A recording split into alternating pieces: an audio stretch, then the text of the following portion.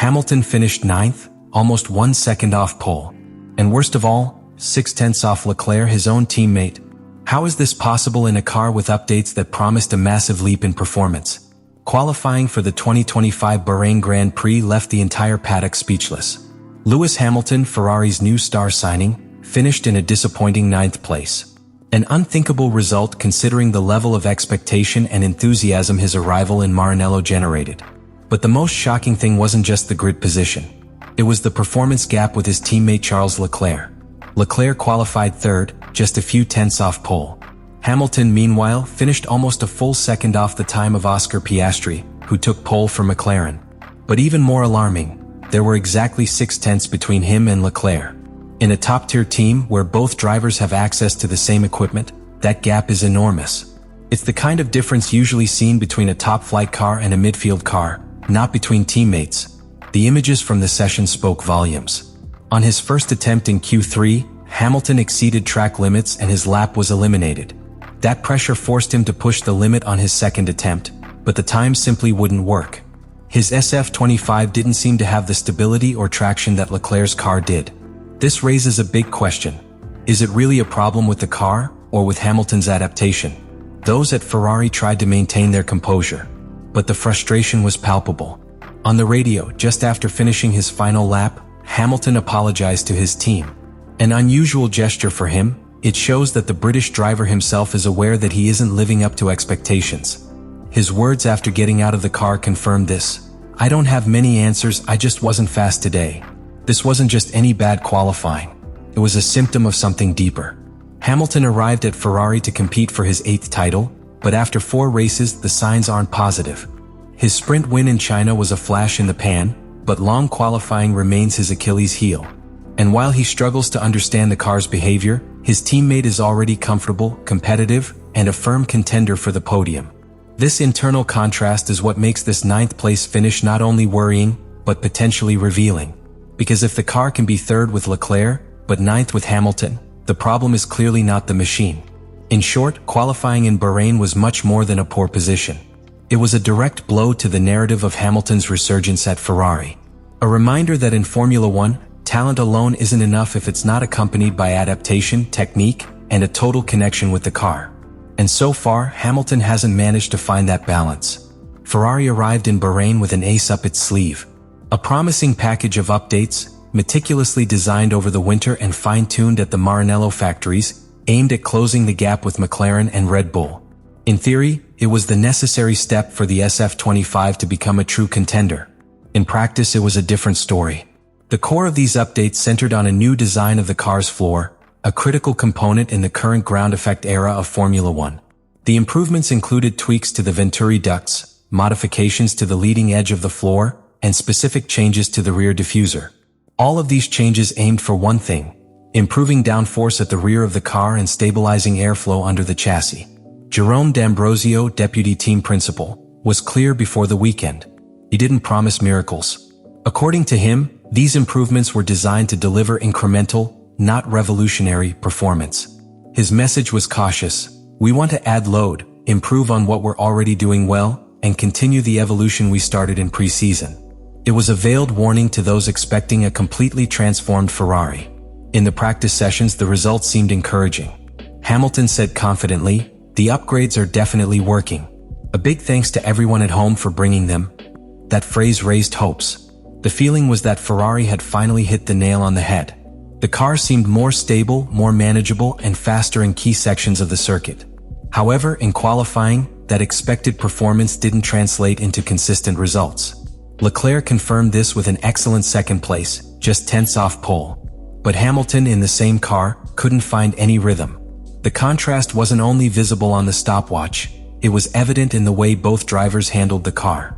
While Leclerc seemed comfortable, fluid, and aggressive, Hamilton struggled with a car that seemed nervous and unstable, especially in the high-speed corners where the new floor should make a difference. This raises a central question. Did the updates really work? For Leclerc, it seems they did. But in Hamilton's case, the car didn't respond as expected. This could be due to a slower adaptation process, or perhaps to minimal differences in setup that significantly affected the car's behavior. In Formula One, a millimeter of height, a degree of camber, can be the difference between absolute control and chaos. Furthermore, there is an even more worrying possibility that the package works well in ideal conditions and with a specific driving style like Leclerc's, but doesn't adapt well to a driver like Hamilton, who has a very different approach to corner management, braking, and traction exit. Ultimately, Ferrari's updates represent a step forward, but still insufficient. They didn't transform the SF25 into the dominant car many dreamed of. And above all, they didn't solve the main question: how to get Hamilton and his car working in perfect harmony. Because as long as that connection doesn't exist, no technical improvement alone will return him to the front of the grid. When a driver of Lewis Hamilton's caliber fails to extract performance from a competitive car, questions inevitably arise. Is it the car's fault? Or are we facing a deeper problem related to the driver himself? In Bahrain, the question mark loomed larger than ever. From the start of the weekend, the Ferrari SF25 showed positive signs. In the hands of Charles Leclerc, the car was fast, stable, and aggressive. Leclerc placed it second on the grid, proving that the updates were working. In contrast, Hamilton finished ninth, far from the pole position and even further behind his teammate. The gap of 0.6 between the two is, in modern Formula One terms, an eternity. And this isn't the first time this has happened. Throughout his first races with Ferrari, Hamilton has had flashes of performance such as his victory in the Chinese sprint, but hasn't been able to be consistent during qualifying. It is precisely at that key moment of the weekend, where every thousandth of a second counts, that the British driver is losing ground. Hamilton hasn't blamed the car. In fact, he was very honest in his assessment: "I'm not doing a good enough job on my end." Such self-criticism speaks to a driver aware of his current limitations, but it also reflects an internal conflict. Because when a world champion with more than 100 victories can't connect with his car, there's something wrong. The root of the problem could lie in the very nature of the SF25. Ferrari has designed a car that demands surgical precision, especially on low floors, where aerodynamic control depends entirely on the airflow beneath the car. This requires a very specific driving style: absolute confidence when cornering, late braking, and minimal steering input. Leclerc, who has been driving with this philosophy for years, has mastered it. Hamilton, on the other hand, comes from a long stint at Mercedes, with a completely different style. In addition, there's another factor: confidence. In Formula One, the emotional connection between driver and car is vital. When the car doesn't respond as expected, the driver begins to hesitate, overcorrects, and loses tenths of a second at every corner. This cycle repeats itself until something changes. And today, Hamilton is clearly in the middle of that cycle. It's also important to consider the differences in technical adaptation. Hamilton has hinted that in previous races, such as Japan, there were small differences in setup between his car and Leclerc's. Although those differences were resolved in Bahrain, as he put it, performance was still subpar. This could indicate deeper issues at play, from how the car responds to changes in track temperature to the sensitivity of the rear end under qualifying pressure. Ultimately, the big question remains. Because if the car can be in the top three with Leclerc, why can't it be with Hamilton? Is Ferrari building a car that favors one style and penalizes another? Or does Hamilton simply need more time to adapt? The answer could be a mix of both. But the truth is, time is ticking. In a championship as competitive as the 2025 one, every race counts. Every Saturday lost is one less opportunity to score points, and every tenth of a second is the difference between fighting for podium finishes or getting stuck in traffic. The qualifying result in Bahrain not only left Lewis Hamilton far from the lead, but also created an uncertain scenario for the race and, above all, the rest of the season. The big question is, what happens now? From ninth on the grid, Hamilton faces a complex, but not impossible, challenge. The Sakir circuit is one of the few on the calendar that offers clear overtaking opportunities, especially thanks to its long straights and heavy braking zones. Strategically, it's a track where tire management and consistent pace can make a significant difference. And here, Hamilton has one of his greatest strengths. Throughout his career, he has proven to be a master at climbing positions on Sundays. His race vision, ability to read the pace, and intelligence in taking advantage of pit stops have been key to many comebacks. Therefore, when he declared that his goal is to reach the top 5, it didn't sound like an empty wish. It's ambitious, yes, but realistic if the right conditions are met. However, the real issue isn't just the immediate race. It's what this pattern of underperformance could mean in the long term. If the gap between Leclerc and Hamilton persists over the next few rounds, Ferrari could be forced to prioritize internally whoever is closest to the championship. And with Leclerc performing better in qualifying and scoring points more regularly, that scenario could leave Hamilton in a secondary role. On the other hand, if the SF25's updates don't deliver the expected leap in quality, there is another, even more worrying possibility: that Ferrari decides to focus its resources on developing the 2026 car. That year, the new technical regulations come into effect, and many teams are already allocating part of their budget and wind tunnel time toward that future. If Ferrari concludes that it cannot win in 2025, logic would indicate an internal restructuring to prepare for the next era. In that context, Hamilton would be trapped in a kind of limbo.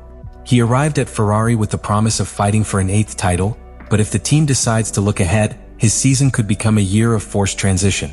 It's a scenario that could affect not only his results, but also his motivation, his relationship with the engineers, and the team's internal dynamics. Furthermore, the external outlook is not favorable either. McLaren has shown impressive growth. Red Bull, although unstable on some circuits, remains the most solid team. Mercedes, while still not dominant, is finding consistency. In this scenario, Ferrari seems to be hovering between the 3rd and 4th best cars in the championship. And from there, winning races or fighting for the title becomes almost impossible unless a radical change occurs. Another variable that is beginning to gain relevance is the driver market.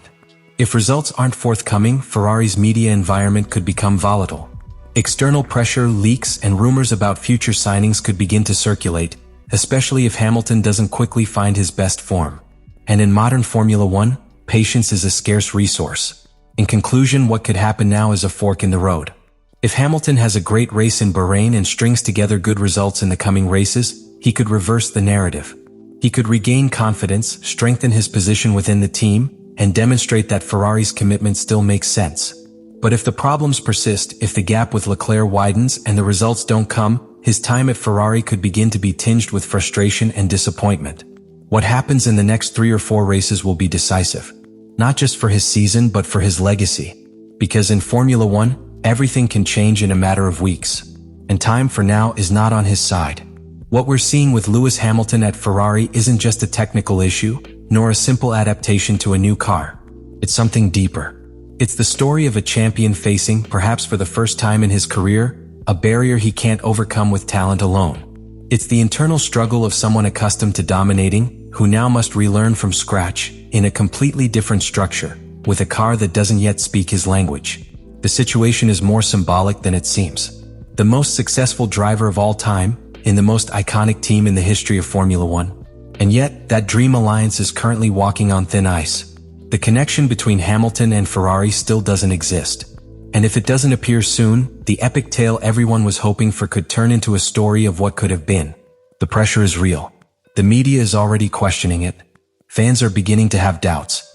Within the paddock, many are wondering if Ferrari made a mistake, or if Hamilton isn't the same anymore. The truth may be somewhere in the middle. But the clock is ticking. F1 doesn't wait. And excuses don't score points. The race in Bahrain will be the next chapter. But what's at stake goes beyond a finishing position. It's about identity, pride, and legacy. And that narrative, for now, isn't being written by Hamilton. What do you think? Is this just a bad run, or are we witnessing an irreversible decline? Can Hamilton reconnect with his core and lead Ferrari back to the top? Or are we witnessing one of the biggest disappointments in recent F1 history? Leave us your opinion in the comments. We want to read your thoughts. Subscribe to the channel so you don't miss any analysis, any details, any unexpected twists and turns. Because this is just the beginning. And this season, every race can change everything.